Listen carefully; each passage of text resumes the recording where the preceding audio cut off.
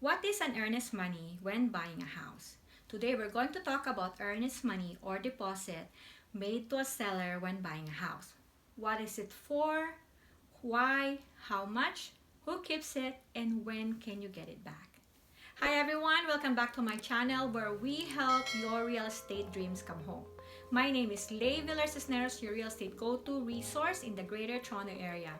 Today we're going to talk about earnest money or deposit that is held to buy you some time to complete your contingency and due diligence and fulfill conditions before the closing or completion date.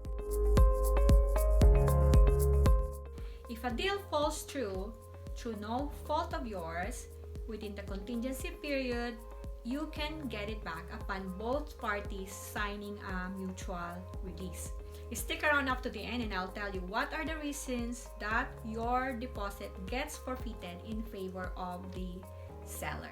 When you put an offer on a property, an earnest money or deposit is given to the seller or his or her representative as a sign of good faith or as a sign of good intent to fulfill the promise of buying a house. Although it is not mandatory nor it has a set amount, in a seller's market, a minimum of 5% is recommended, and in a tight competition, sometimes a buyer with the highest deposit wins. In Ontario, there are 3 ways of putting a deposit. Number 1, herewith. What it means is that the deposit is given at the time of the offer.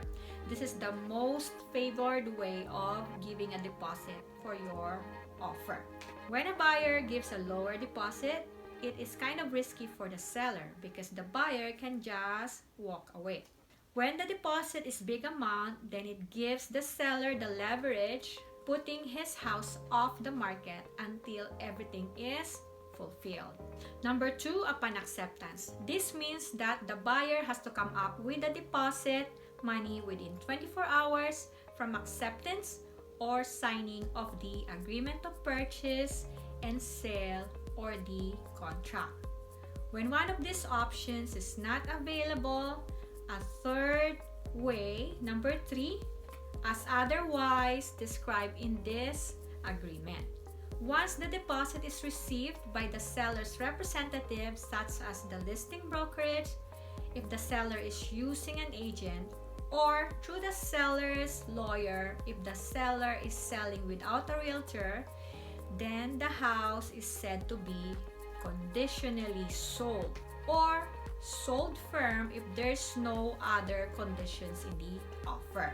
If everything goes well, upon closing, the deposit is used to pay for number 1, the agent's commission, number 2, the lawyer's fee, and if there's something left, it will go to the sellers.